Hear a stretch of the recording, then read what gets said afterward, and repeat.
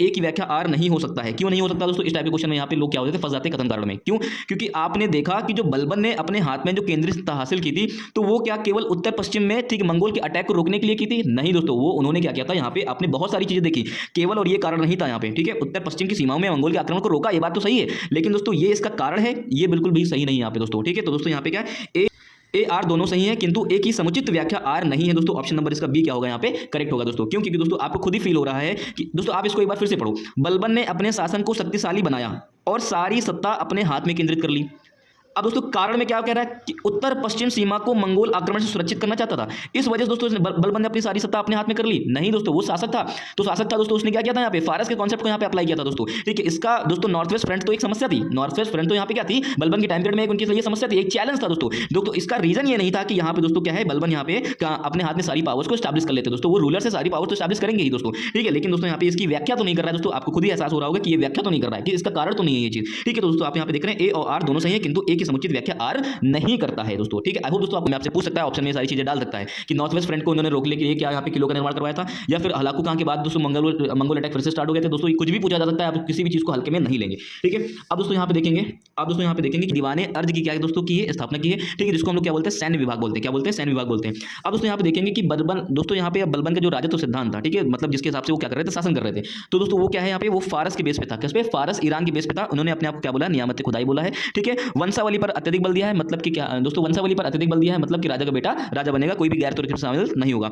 नस्लवाद पर दोस्तों क्या था, दोस्तों इनका जो शासन था वो नस्लवाद पर आधारित था, किस पे शासन आधारित था, नस्लवाद को दोस्तों क्या कर रहे थे। फैक्ट काफी बार पूछा जा चुका है कि ईरानी त्योहार नौरोज को दोस्तों कौन इंट्रोड्यूस करता है दोस्तों, ये कौन करते हैं, बलबन करते हैं। कौन करते हैं, बलबन यहाँ पे लेकर के आते हैं, जो कि यहाँ पे क्या है, फारस का एक त्योहार है, ठीक है। अब दोस्तों यहाँ पे देखेंगे कि गंभीर मुद्रा में बैठता था दोस्तों, ना ये हंसता था और ना ही यहाँ पे क्या करता था, किसी को हंसने देता था, ठीक है। इन्होंने क्या किया, न्याय पर अधिक बल दिया है दोस्तों, जस्टिस के ऊपर ये ज्यादा काम करते थे, किसी दोस्तों जस्टिस के ऊपर ये ज्यादा काम करते थे दोस्तों। इनको हंसते हुए कभी किसी ने दरबार में नहीं देखा दोस्तों, ये हमेशा डिसिप्लिन की कंडीशन में रहते थे, ना हंसते थे ना हंसने देते थे, मतलब खुद डिसिप्लिन को फॉलो करते थे और लोगों को भी डिसिप्लिन फॉलो करवाते थे, ठीक है। अपने दरबार में कठोर दरबारी अनुशासन लगाया, मतलब डिसिप्लिन बहुत ज्यादा मेंटेन किया था, जैसे कि इल्तुतमिश के उत्तराधिकारी को ज्यादा डिसिप्लिन बहुत ज्यादा खराब किया गया था, तो उन्होंने डिसिप्लिन को मेंटेन किया। दोस्तों इन्होंने सिजदा और पैबो जैसी व्यवस्था लागू की, मतलब आप कोई जब भी कोई दरबार में एंट्री करेगा दोस्तों, वो सिजदा करेगा वहां पे राजा के सामने, और दोस्तों पैबोस का मतलब क्या है कि कोई पीठ घुमा करके राजा की तरफ नहीं जाएगा, जैसे गया है वैसे ही क्या होगा, ये वापस आएगा। मैंने बताया था कि इल्तुतमिश के द्वारा क्या बनाया गया था, दल चालीसा का निर्माण किया गया था दोस्तों, जिसका प्रशासन में बहुत ज्यादा हस्तक्षेप होता था दोस्तों, क्या होता था, बहुत ज्यादा ये लोग इंटरप्ट करते थे किसी भी लॉ मेकिंग में, किसी भी चीज को लेकर के दोस्तों, ठीक है। अब यहाँ पे देखेंगे कि यहाँ पे होता क्या है कि जो बलबन ने क्या कर दिया, इन्होंने दल चालीसा को ही क्या कर दिया, खत्म कर दिया, ठीक है। Hello everybody, this is me Altamash Mansuri and you are watching educator Altamash 2.0। दोस्तों आशा करता हूं आप सभी बहुत अच्छे होंगे और आपकी तैयारी बहुत ही शानदार तरीके से चल रही है। सो मेरे प्यारे साथियों, जैसे कि आप सभी लोग जानते हैं कि जो प्रीवियस ईयर के क्वेश्चंस होते हैं हमारे पेपर के लिए कितना ज़्यादा इंपॉर्टेंट है। तो आपने टॉपर्स के मुंह से हमेशा सुना है कि पीवाईक्यूज करने हैं, ठीक है, लेकिन दोस्तों कोई भी आपको यह नहीं बताता है कि पीवाईक्यूज की अप्रोच क्या होती है, पीवाईक्यूज को करना कैसे होता है। सो मेरे प्यारे साथियों, पीवाईक्यूज को रट लेना ही पीवाईक्यूज सॉल्व करना नहीं होता है। पीवाईक्यूज के ऊपर एक बैकग्राउंड तैयार करना, पीवाईक्यूज की एक अच्छी एनालिसिस करना, पीवाईक्यूज के ऊपर दोस्तों एक अच्छी सी पकड़ बनाना। सो मेरे आप इस वीडियो को आखिरी तक जरूर देखिएगा और दोस्तों आप यही चीज अपनी स्टडी में अप्लाई करेंगे दोस्तों, और दोस्तों आप अपनी पढ़ाई को मजबूत करेंगे, और दोस्तों इस वीडियो के माध्यम से आपको पता चल जाएगा कि दोस्तों एक्चुअल में पढ़ाई करने का जो तरीका होता है वो कैसा होता है। मेरे प्यारे साथियों, आप कितने भी लेक्चर देख लीजिए, आप किसी का भी वीडियोस देख लीजिए, आप कितनी भी यहाँ पे बड़े बड़े क्लासेस ले लीजिए, पेड ग्रुप ले लीजिए, लेकिन दोस्तों जब तक आप ये अप्रोच अप्लाई नहीं करेंगे दोस्तों, आप ये चीजें नहीं करेंगे दोस्तों, आपको कहीं ना कहीं दिक्कत होगी दोस्तों, क्योंकि हमें पता है कि नॉलेज होना एक अलग बात है, नॉलेज को अप्लाई करना एक अलग बात है दोस्तों। मेरे प्यारे साथियों, आप ऐसा बहुत ज्यादा देखते होंगे कि बहुत सारे लोग हैं सालों साल मेहनत करते हैं, घंटों पढ़ाई करते हैं दोस्तों, उनकी मेहनत में कमी नहीं है, उनकी किसी चीज में कमी नहीं, लेकिन दोस्तों यहाँ पे उनकी अप्रोच में कमी है। कहाँ कमी है? उनकी अप्रोच में कमी है। उनको क्वेश्चन सॉल्व करना एक आर्ट है, so you should aware, you should know about this art. So मेरे प्यारे साथियों, आपने देखा होगा कि आपके पेपर में दोस्तों कथन और कारण से रिलेटेड यहाँ पे क्या होते हैं, क्वेश्चन आते हैं, ठीक है, और दोस्तों आप अक्सर दोस्तों इन कथन और कारण वाले क्वेश्चन में फंस जाते हैं। तो दोस्तों आज यहाँ पे मैं आपको कथन कारण वाले क्वेश्चन भी करके दिखाऊंगा, और दोस्तों यहाँ पे आज जो मैंने दोस्तों यहाँ पे जो मैंने क्वेश्चन उठाया है दोस्तों, ये किससे रिलेटेड है? बलबन से रिलेटेड है दोस्तों। तो इसका मतलब क्या है कि Balban is the part of the Ghulam dynasty, गुलाम वंश के बारे में देखेंगे, यहाँ पे दिल्ली सल्तनत के बारे में दोस्तों यहाँ पे देखेंगे, दोस्तों मुस्लिम पावर कैसे स्टैब्लिश होती है इंडिया में दोस्तों, इसके बारे में यहाँ पे समझा जाएगा। तो यहाँ पे इस वीडियो में बहुत सारी चीजें करने वाले हैं, ठीक है, और दोस्तों अपने इस एक्सक्लूसिव नॉलेज के साथ में कैसे इस क्वेश्चन को सॉल्व किया जा सकता है दोस्तों, और क्या तरीका होता है दोस्तों, आपको यहाँ पे सब कुछ बताया जाएगा। आप मेरे प्यारे साथियों यहाँ पे क्वेश्चन को देखते हैं, ठीक है, नीचे दो वक्तव्य दिए गए हैं, एक को कथन ए और दूसरे को यहाँ पे कारण कहा गया है, ठीक है, मतलब एक कथन है और दूसरा क्या है यहाँ पे कारण है, ठीक है। अब दोस्तों यहाँ पे देखेंगे क्वेश्चन क्या रखा है कि बलबन ने, ठीक है, अपने शासन को शक्तिशाली बनाया, ठीक है, अपने शासन को क्या किया यहाँ पे शक्तिशाली बनाया, ठीक है, और सारी सत्ता क्या जितनी भी पावर थी, ठीक है, अपने हाथ में क्या कर लिया उन्होंने, केंद्रित कर लिया। क्या कर लिया? अपने हाथ में केंद्रित कर लिया, ठीक है, ये क्या हो गया? कथन हो गया। कारण यहाँ पे क्या है? क्या रखा है कि वह उत्तर पश्चिम सीमा, कहाँ पे, जो नॉर्थ वेस्ट फ्रंट है, कहाँ पे, जो नॉर्थ वेस्ट क्या है, जो फ्रंट है, को मंगोल आक्रमण से सुरक्षित करना चाहता था। ठीक, कहने का मतलब यहाँ पे है कि दोस्तों जो बलबन था वो नॉर्थ वेस्ट फ्रंट से जो मंगोल अटैक्स हुआ करते थे, ठीक है, ड्यूरिंग द दिल्ली सल्तनत। सो मेरे प्यारे साथियों, क्या ये उससे प्रोटेक्शन देना चाहता था? ठीक है, तो दोस्तों यहाँ पे कथन ये है, कारण ये है, मतलब बलबन ने अपनी पावर को स्टैब्लिश किया, इस वजह से किया क्योंकि कारण ये था कि वो अपने सत्ता को नॉर्थ वेस्ट फ्रंट से क्या करना चाहता था, बचाना चाहता था। ठीक है मेरे प्यारे साथियों, इसका आंसर करने के लिए यहाँ पे हम आपको पहले कुछ चीजें क्लियर कर देते हैं दोस्तों, और तब जाकर के आपको यहाँ पे कुछ चीजें क्लैरिटी आएगी। उसके बाद दोस्तों आप यहाँ पे देखेंगे कि आपसे बहुत इजीली क्वेश्चन बन जा रहा है। मेरे प्यारे साथियों, यहाँ पे बात कर लेते हैं दिल्ली सल्तनत के बारे में। ठीक है, 1206 से लेकर के 1526 तक की, मतलब 1526 में बैटल ऑफ पानीपत होता है। ठीक है, हम सब जानते हैं। ठीक है, उसके पहले तक की दोस्तों यहाँ पे क्या रहा है, दिल्ली सल्तनत रही है दोस्तों। अब जो दिल्ली सल्तनत का जो टाइम पीरियड है 1206 से लेकर के 1526 तक की दोस्तों उस टाइम पीरियड में दोस्तों इतने वंशों ने यहाँ पे क्या किया है, इसको रूल किया है। ठीक है, गुलाम वंश, खिलजी वंश, तुगलक वंश, सैयद वंश और लोधी वंश। ठीक है, अब दोस्तों यहाँ पे अब गुलाम वंश के बारे में बात आ गई तो हम लोग थोड़ा सा गुलाम वंश के बारे में बात कर ही लेते हैं। ठीक है, गुलाम वंश के जो संस्थापक है दोस्तों, उनको गुलाम वंश के जो संस्थापक है दोस्तों, वो किसको बोला गया है, कुतुबुद्दीन ऐबक को बोला गया, जैसे कि आपको मैंने अभी पहले बताया। ठीक है, जो कुतुबुद्दीन ऐबक होते हैं वो गौरी के क्या होते हैं दोस्तों, गुलाम होते हैं, और साथ साथ में उनके दामाद भी होते हैं। ठीक है, तो दोस्तों यहाँ पे गौरी ने इनको शासन करने के लिए इंडिया दे दिया दोस्तों। अब यहाँ पे क्या है, ये शासन कर लेते हैं, लेकिन दोस्तों होता क्या है कि ये शासन तो करने लग जाते हैं, लेकिन दोस्तों ये अभी भी लेकिन इनके ऊपर से गुलाम का टैग नहीं हटता है। ठीक है, गुलाम होने के कारण दोस्तों, गुलाम होने के कारण उन्होंने सुल्तान और बादशाह की उपाधि धारण नहीं की दोस्तों। अगर क्वेश्चन कॉन्सेप्ट के फॉर्म में अगर पूछ लेगा तो आपको इस तरह से फंसाने की कोशिश करेगा। ठीक है, तो आप यहाँ कंफ्यूज नहीं होंगे। ठीक है, यहाँ पे गौरी मेरे प्यारे साथियों, यहाँ पे ऐबक ने किसी प्रकार की उपाधि धारण नहीं की थी। ठीक है दोस्तों, उसके बाद यहाँ पे देखेंगे कि उन्होंने एक साधारण सी मलिक और सिपाही सलार की उपाधि को क्या किया था, धारण किया था दोस्तों। सुल्तान और बादशाह जैसी कोई भी उपाधि धारण नहीं किया था। ठीक है, उसके बाद आप दोस्तों देखेंगे कि गौरी की यहाँ पे क्या हो जाती है, मृत्यु हो जाती है 1206 में। ठीक है, गौरी की यहाँ पे क्या हो जाती है, गौरी की दोस्तों यहाँ पे क्या हो जाती है 1206 में क्या हो जाती है, मृत्यु हो जाती है। ठीक है, अब दोस्तों मृत्यु होने के बाद अब क्या होता है, जो कुतुबुद्दीन ऐबक है इन्होंने अपने आप को यहाँ पे क्या कर लिया, स्वतंत्र शासक के रूप में क्या कर लिया, यहाँ पे घोषित कर लिया। और दोस्तों इन्होंने कैपिटल दोस्तों लाहौर को बना करके इंडिया में शासन करना स्टार्ट कर दिया दोस्तों। ठीक है, अब दोस्तों यहाँ पे देखेंगे कि 1206 तक की दोस्तों अभी तक की, जब दोस्तों आप देखेंगे 1206 दोस्तों आप देखेंगे इन्होंने अपने आप को स्वतंत्र शासक पे घोषित कर लिया है, लेकिन दोस्तों इन्होंने अभी बादशाह और सुल्तान जैसी कोई भी उपाधि धारण नहीं की दोस्तों। ठीक है, मेरे प्यारे साथियों, जैसे कि आपको मैंने भी बताया कि कुतुबुद्दीन ऐबक जो होते हैं गौरी के क्या होते हैं, गुलाम होते हैं दोस्तों। उसके बाद आप देखेंगे कि गौरी का जो भतीजा होता है जिसका नाम था गयासुद्दीन, ठीक है, जिसका नाम था दोस्तों गयासुद्दीन महमूद शाह। ठीक है, इसने क्या कर दिया दोस्तों 1208 में दोस्तों ऐबक को क्या कर दिया दोस्तों, गुलामी की दास्ता से क्या कर दिया, मुक्त कर दिया दोस्तों। क्या कर दिया, यहाँ पे मुक्त कर दिया दोस्तों। ठीक है, और दोस्तों एक फैक्ट आपको यहाँ पे और पता होना चाहिए कि जो गुलाम वंश है इसको हम लोग मामलूक वंश के नाम से भी जानते हैं। किसके नाम से जानते हैं, मामलूक वंश के नाम से भी जानते हैं दोस्तों। ठीक है, इनके संस्थापक को मैंने बता दिया कुतुबुद्दीन ऐबक है दोस्तों। इनका टेन्योर कितना रहता है, 1206 से लेकर के 1210 तक की रहता है। जी हाँ, कुतुबुद्दीन ऐबक का जो शासन काल रहा है केवल 4 साल के लिए रहा दोस्तों। ठीक है, अब यहाँ पे थोड़ा सा इनके बारे में और जाएंगे। ठीक है, अब इनके व्यक्तित्व कैसा था दोस्तों, इनका पर्सनालिटी कैसा था दोस्तों, इनके बारे में यहाँ पे देखते हैं दोस्तों। ये लाखों का दान दिया करते थे, गरीबों की बहुत ज्यादा मदद करते थे दोस्तों। इस वजह से इनको यहाँ पे लाख बख्श या फिर लाखता की क्या मिली है, उपाधि मिली हुई है। ठीक है दोस्तों, ये हाथी भी क्या कर दिया करते थे, दान क्या करते थे, इस वजह से इनको यहाँ पे पीर बख्श की उपाधि मिली हुई है दोस्तों। मिनहाज सिराज ने, किसने दोस्तों, मिनहाज सिराज ने इनको हातिम ताई कहा है। क्या कहा है दोस्तों, हातिम ताई कहा है। ठीक है दोस्तों, ये क्या करते थे, जो कुरान होती है मुस्लिम की जो हॉली बुक होती है दोस्तों, कुरान मस्जिद जो होती है, ठीक है, उसको दोस्तों क्या करते थे, बड़ी सुरीली आवाज में पढ़ते थे, जिसकी वजह से उनको क्या बोलते हैं, कुरान खा की उपाधि भी मिली हुई है। ठीक है, अब दोस्तों इन्होंने यहाँ पे फिर दोस्तों यहाँ पे देखेंगे एक फैक्ट दोस्तों, मैच द फॉलोइंग में पूछा जा चुका है, प्रीवियस द फॉलोइंग में दोस्तों पीसीएस के प्री में पूछा जा चुका है कि जो कुव्वतुल इस्लाम मस्जिद है दोस्तों कहाँ पे है, तो दोस्तों यहाँ पे दिल्ली में है। ठीक है, इसको निर्माण किसने कराया, कुतुबुद्दीन ऐबक ने कराया। ठीक है, फिर दोस्तों यहाँ पे देखेंगे अजमेर, ठीक है, राजस्थान के अजमेर में दोस्तों 2.5 दिन का झोपड़ा बनाया हुआ है। क्या बनाया है, 2.5 दिन का दोस्तों झोपड़ा बना हुआ है, उसका निर्माण भी किसने कराया है, कुतुबुद्दीन ऐबक ने बनाया है। ठीक है, अब दोस्तों यहाँ पे क्या देखते हैं कि फिर दोस्तों यहाँ पे देखेंगे दिल्ली में कुतुब मीनार का निर्माण क्या हुआ था दोस्तों, चालू हुआ था। ठीक है, निर्माण क्या हुआ था, प्रारंभ हुआ था दोस्तों, इन्होंने कंप्लीट फिनिशिंग उसको नहीं दी है। ठीक है दोस्तों, उसको कंप्लीट कौन कराता है, इल्तुतमिश कराते हैं, जो कि इनके बाद में आते हैं। ठीक है, तो यहाँ पे कुतुब मीनार का निर्माण प्रारंभ किसने करवाया दोस्तों, तो आप इसमें कंफ्यूज मत होना कि फिनिश किसने कराया और स्टार्ट किसने किया। ठीक है, तो स्टार्ट दोस्तों यहाँ पे किसने किया था, तो दोस्तों स्टार्ट किसने किया था, यहाँ पे कुतुबुद्दीन ऐबक ने किया था। ठीक है, आपने इनके बारे में इतने पॉइंट जान लिए हैं। ठीक है, चलिए इनके बारे में थोड़ा सा फैक्ट और जान लेते हैं। मेरे प्यारे साथियों, यहाँ पे देखेंगे कि ऐबक को लोगों ने बहुत सारी उपाधि दे रखी थी। ठीक, लाख बख्श अभी मैंने जाना ही है, हातिम ताई दोस्तों, मिनहाज सिराज ने इनको कही है दोस्तों, कुरान खा के दोस्तों यहाँ पे इनको उपाधि मिली हुई है। ठीक है, अब दोस्तों यहाँ पे देखेंगे कि क्वेश्चन यहाँ पे पूछ सकता है कि दरबारी विद्वान कौन थे दोस्तों। ठीक है, कुछ क्योंकि दोस्तों अब मेडिवल हिस्ट्री में दोस्तों क्वेश्चन क्या कर रहा है, थोड़ा सा अंदर में जाकर के पूछ रहा है, डीप में जाकर के पूछने की कोशिश कर रहा है। ठीक है, राजा उनके दरबार में कौन थे, कौन किसके समकालीन था, इस टाइप की क्वेश्चन पूछने की कोशिश कर रहा है। ठीक है दोस्तों, इनके जो दरबारी विद्वान थे वो हसन निजामी थे। ठीक है, और यहाँ पे फक ए मुदब्बिर, कौन दोस्तों, फक ए मुदब्बिर। ठीक है, आप इसको याद रखेंगे कि दरबारी विद्वान कौन थे दोस्तों, यहाँ पे कुतुबुद्दीन ऐबक के हसन निजामी और फक ए मुदब्बिर दोस्तों। ठीक है, अब फिर मेरे प्यारे साथियों यहाँ पे देखेंगे कि 1210 में क्या होता है, देखेंगे पोलो। फिर दोस्तों यहाँ पे देखेंगे कि 1210 में चौगान खेलते समय, ठीक है, पोलो गेम खेलते समय दोस्तों, जो घोड़े पे बैठ के खेला जाता है। ठीक है दोस्तों, इसकी शुरुआत इसका जनक भी दोस्तों इन्हीं को बोला गया है यहाँ पे इंडिया में दोस्तों। चौगान खेलते समय दोस्तों क्या हो गया था, ये घोड़े पर से गिर गए थे दोस्तों, जिसके चलते इनकी क्या हो गई थी, मृत्यु हो गई थी दोस्तों। ठीक है, अब दोस्तों उसके बाद क्या होता है, इनकी मृत्यु के बाद, ठीक है, इनका बेटा, ठीक है, इनकी मृत्यु के बाद इनका बेटा जिसका नाम था आराम शाह दोस्तों क्या हो जाते हैं, ठीक है, शासक बन जाते हैं। लेकिन दोस्तों ये योग्य ना हो पाने की वजह से दोस्तों इल्तुतमिश ने, दोस्तों कौन, इल्तुतमिश, दोस्तों इल्तुतमिश किसका गुलाम होता है दोस्तों, कुतुबुद्दीन ऐबक का होता है। किसका होता है, कुतुबुद्दीन ऐबक का होता है दोस्तों। ये कुतुबुद्दीन ऐबक की दोस्तों ये भी क्या करता है, कुतुबुद्दीन ऐबक की बेटी से प्रेम कर लेता है दोस्तों, और कुतुबुद्दीन ऐबक ने अपनी बेटी का विवाह इल्तुतमिश के साथ करवा दिया था दोस्तों। फिर दोस्तों यहाँ पे देखेंगे इल्तुतमिश ने दोस्तों कब तक शासन किया, 1211 से लेकर के 1236 तक यहाँ पे शासन किया।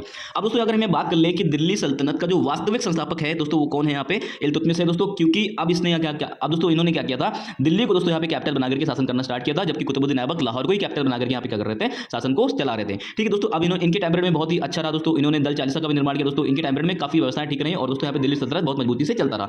लेकिन दोस्तों अब होता क्या है कि इनकी मृत्यु के बाद दोस्तों रुकनुद्दीन फिरोज शाह, दोस्तों कौन, उनका बेटा रुकनुद्दीन फिरोज शाह दोस्तों 1236 से लेकर के 36 तक की, मतलब ये दोस्तों इसका व्यक्तित्व अच्छा ना होने की वजह से दोस्तों क्या होता है कि ये गद्दी पर से हटा दिया जाता है दोस्तों। उसके बाद कौन बनता है, रजिया, ठीक है, रजिया बनती है, जो कि क्या होती है, इल्तुतमिश की बेटी होती है। कौन होती है, इल्तुतमिश की बेटी होती है दोस्तों। और दोस्तों इन्हीं की दोस्तों रजिया इल्तुतमिश की दोस्तों बेटी होती है। इनका टाइम पीरियड कब तक रहा दोस्तों, 1236 से लेकर के 1240 तक की रहा है दोस्तों। दिल्ली सल्तनत की दोस्तों पहली मुस्लिम शासिका रहती हैं, और यहाँ पे दोस्तों महिला होने की वजह से जब ये शासन कर रही थी दोस्तों, यहाँ पे इनके जो फादर के द्वारा यहाँ पे दल चालीसा बनाया गया था। क्या बनाया गया था, दल चालीसा बनाया गया था, जिसको हम लोग तुर्क ए चिलगानी बोलते हैं। ठीक है दोस्तों, इन लोगों ने यहाँ पे क्या किया, बहुत ज्यादा हस्तक्षेप किया दोस्तों, और इनके करेक्टर को यहाँ खराब करने की कोशिश की दोस्तों, और दोस्तों इनको यहाँ पे क्या कर दिया, एक षड्यंत्र के माध्यम से इनको मरवा दिया। ठीक है, अब दोस्तों उसके बाद देखेंगे कि यहाँ पे बहराम शाह, उसके बाद आते हैं, उसके बाद देखेंगे अलाउद्दीन मसूद शाह आते हैं दोस्तों। ठीक है, फिर दोस्तों अंतिम कौन रहता है यहाँ पे, नसीरुद्दीन मसूद शाह दोस्तों। कौन रहता है, नसीरुद्दीन मसूद शाह, जिनका टाइम रहता है 1246 से लेकर के 1266 तक की। ठीक है, अब यहाँ पे इस चीज को ध्यान देंगे दोस्तों। होता क्या है कि जब इल्तुतमिश के टाइम पीरियड तक की तो व्यवस्थाएं ठीक रहती हैं, देखेंगे कि इल्तुतमिश के टाइम पीरियड तक की तो व्यवस्थाएं ठीक रहती हैं, लेकिन इसके बाद में दोस्तों ये आते हैं ये ठीक है, इनके टाइम पीरियड में दोस्तों क्या हो गई, जो दिल्ली सल्तनत था दोस्तों, इनकी व्यवस्था एकदम सामंतों की जैसे हो गई। यहाँ पे मतलब राजा और जनता के बीच में कोई फर्क नहीं रह गया दोस्तों, राजा एकदम जनता के आम कॉमन के जैसा हो गया दोस्तों। कोई भी यहाँ पे एरिस्टोक्रेसी नहीं दिख रही दोस्तों, यहाँ पे कोई भी एरिस्टोक्रेसी देखने को नहीं मिल रही, कोई भी अप डाउन देखने को नहीं मिल रहे दोस्तों यहाँ पे। फिर मेरे पैरों से यहाँ पे एक चीज नोटिस करेंगे, ठीक है दोस्तों, आप इनका क्रम याद कर लेंगे, आप इनको हल्के में ना ले दोस्तों, क्योंकि अब यहाँ पे क्वेश्चन घुस की पूछ रहा है। इनको क्रोनोलॉजिकल ऑर्डर में दोस्तों इनकी क्रोनोलॉजी पूछ सकता है दोस्तों, इनके कालानुक्रम में सजाने के लिए बोल सकता है दोस्तों। आप यहाँ पे याद रखेंगे कि इल्तुतमिश के बाद कौन, रुकनुद्दीन फिरोज शाह दोस्तों, इसके बाद रजिया के बाद बहराम शाह, फिर उसके बाद दोस्तों अलाउद्दीन मसूद शाह, फिर उसके बाद नसीरुद्दीन मसूद शाह का जो टाइम पीरियड रहता है 1246 लेकर के 1266 का रहता है दोस्तों। इन्हीं के टाइम पीरियड में आप यहाँ पे देखेंगे बलबन जैसा वर्ड आएगा। ठीक है, बलबन को इन्होंने क्या बनाया, अपना वजीर बनाया। क्या बनाया दोस्तों, अपना वजीर दोस्तों यहाँ पे क्या होता है, प्रधान होता था। कौन होता था, प्रधान होता था दोस्तों। ठीक, 1246 में इन्होंने क्या बनाया, इसको अपना वजीर बनाया। 1249 में दोस्तों इनको क्या बना दिया गया, नाइब ए मुमालिकात बना दिया गया। क्या बना दिया गया, नाइब ए मुमालिकात इनको बना दिया गया दोस्तों, और उनको यहाँ पे उलगारिया की उपाधि दी। क्या दी यहाँ पे, उलगारिया की उपाधि मिल गई दोस्तों। किसको, बलबन को उलगारिया की उपाधि मिली दोस्तों, और इनको क्या बना दिया गया, नाइब ए मुमालिकात बना दिया गया दोस्तों। आपको यहाँ पे ये चीज याद रखनी है। ठीक है, फिर दोस्तों इसके बाद हम देखते हैं कि यहाँ पे क्या होता है, नसीरुद्दीन मसूद शाह दोस्तों। फिर उसके बाद देखते हैं नसीरुद्दीन मसूद शाह के बाद यहाँ पे बलबन क्या हो जाते हैं दोस्तों, यहाँ पे राजा के रूप में आते हैं, शासक के रूप में आते हैं दोस्तों। अब यहाँ पे दोस्तों यहाँ पे बलबन के ऊपर थोड़ा सा प्रकाश डालते हैं दोस्तों। आपने यहाँ पे देखा होगा, अगर मैं बलबन को डायरेक्ट बताने की कोशिश करता तो शायद आपको थोड़ा सा कम समझ में आता है दोस्तों। यहाँ पे मैंने इनको क्रोनोलॉजी के ऑर्डर में आपको समझाने की कोशिश की, तो आपको यहाँ पे चीजें भी रिलेक्ट होगी, और इसके बीच में दोस्तों जितने भी फैक्ट आए दोस्तों आपको यहाँ पे पता करने की कोशिश की दोस्तों। अब यहाँ पे देखेंगे जैसे इल्तुतमिश है, रुकनुद्दीन फिरोज शाह, रजिया दोस्तों, इनके ऊपर मैं सेपरेट वीडियो बनाऊंगा ताकि आपकी और डिटेलिंग हो सके दोस्तों। इसके अंदर से अगर कहीं से भी क्वेश्चन पूछने की कोशिश करेगा तो दोस्तों आपका ये भी क्वेश्चन रुकना नहीं चाहिए।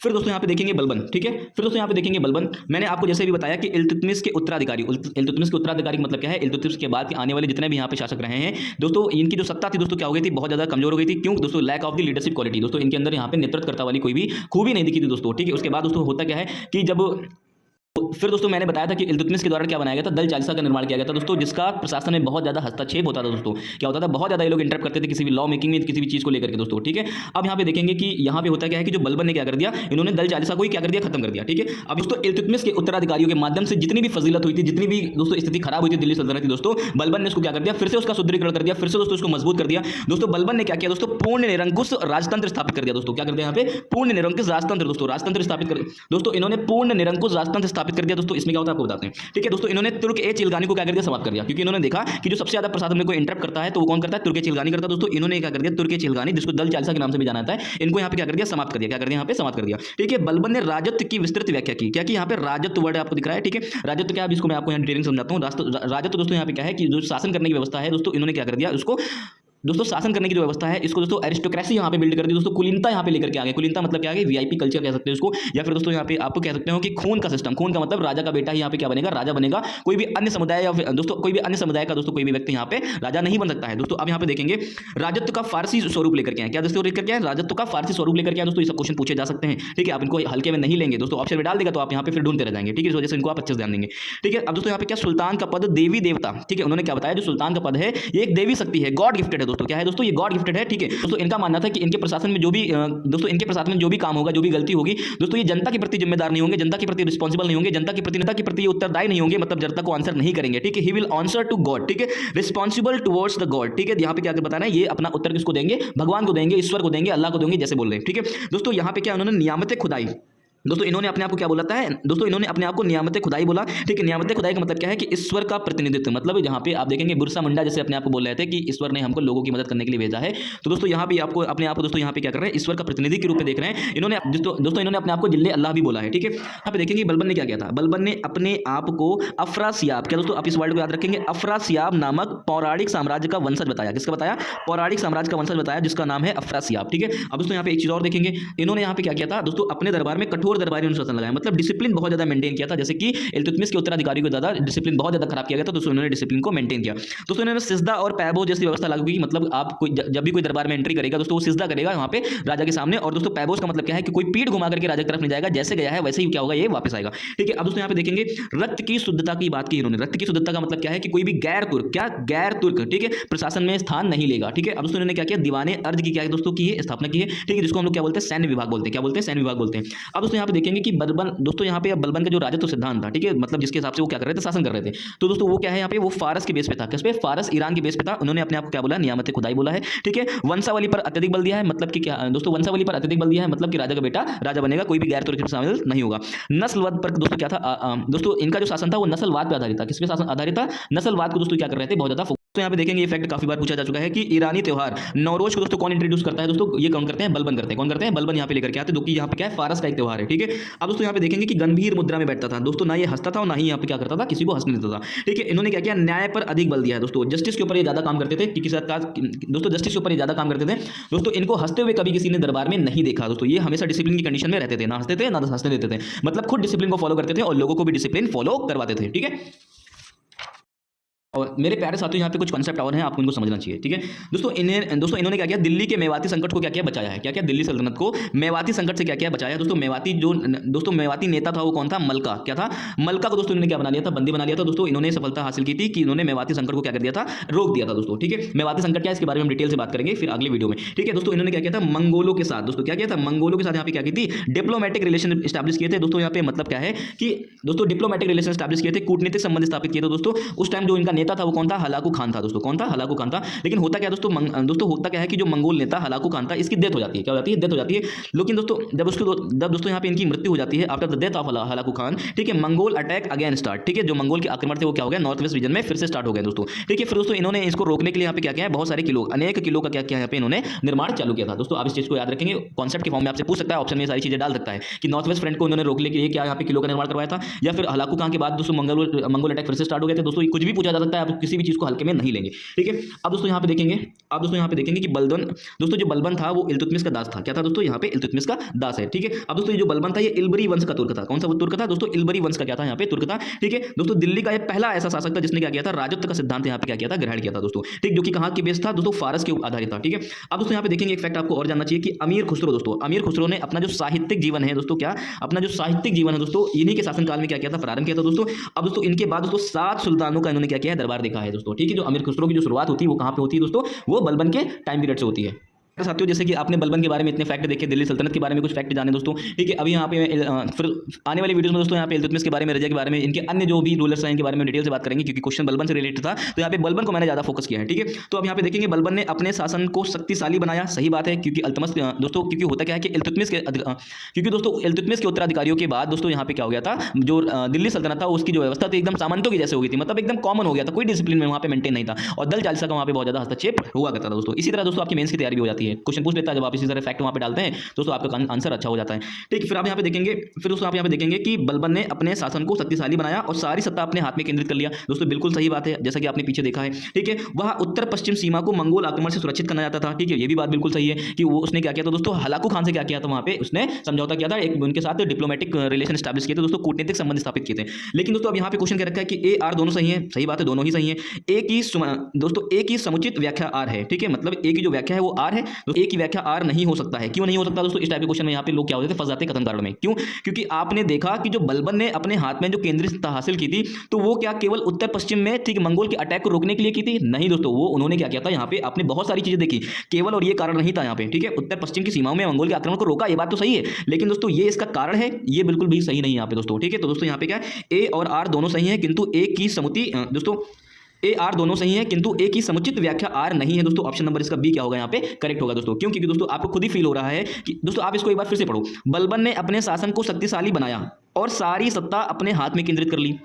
अब दोस्तों कारण में क्या कह रहा है कि उत्तर पश्चिम सीमा को मंगोल आक्रमण से सुरक्षित करना चाहता था, इस वजह से दोस्तों बलबन ने अपनी सारी सत्ता अपने हाथ में कर ली। नहीं दोस्तों, वो शासक था, तो शासक था दोस्तों, उसने क्या किया था यहाँ पे, फारस के कॉन्सेप्ट को यहाँ पे अप्लाई किया था दोस्तों। ठीक है, इसका दोस्तों नॉर्थ वेस्ट फ्रंट तो एक समस्या थी, नॉर्थ वेस्ट फ्रंट तो यहाँ पे क्या थी, बलबन के टाइम पीरियड में एक उनकी लिए समस्या थी, एक चैलेंज था दोस्तों। इसका रीजन ये नहीं था कि यहाँ पे दोस्तों क्या है, बलबन यहाँ पे अपने हाथ में सारी पावर्स को स्टैब्लिश कर लेते दोस्तों, वो रूलर से सारी पावर्स तो स्टैब्लिश करेंगे ही दोस्तों। ठीक है, लेकिन दोस्तों यहाँ पे इसकी व्याख्या तो नहीं कर रहा है दोस्तों, आपको खुद ही एहसास हो रहा होगा कि ये व्याख्या तो नहीं कर रहा है, कि इसका कारण तो नहीं है ये चीज। ठीक है, तो दोस्तों आप यहाँ पे देख रहे हैं ए और आर दोनों सही है, किंतु ए की समुचित व्याख्या आर नहीं करता है दोस्तों। ठीक है, आई होप दोस्तों आपको ये वीडियो अच्छा लगा होगा दोस्तों। इसी तरीके से कॉन्सेप्ट दोस्तों हम आपको यहाँ पे बहुत सारी चीजें कवर कर रहे हैं दोस्तों, आपको हम यहाँ पे सिखा रहे हैं कि दोस्तों कैसे कॉन्सेप्ट अप्लाई किए जाते हैं दोस्तों, कैसे दोस्तों आप यहाँ पे अपनी पढ़ाई को मजबूत करेंगे दोस्तों। आई होप दोस्तों आपको ये वीडियो अच्छा लगा होगा। अगर हाँ चैनल पे नए हो तो चैनल को सब्सक्राइब करना ना भूलें। पेपर तक की दोस्तों पूरा ही साथ दिया जाएगा दोस्तों, इसी टाइप का कंटेंट हमारे पूरे ग्रुप में पड़ा हुआ है दोस्तों। हर एक टॉपिक के ऊपर मैंने यहाँ पे टॉपिक्स बना दोस्तों, हर एक टॉपिक हर एक सब्जेक्ट के ऊपर यहाँ पे मैंने वीडियोस दे रखे हैं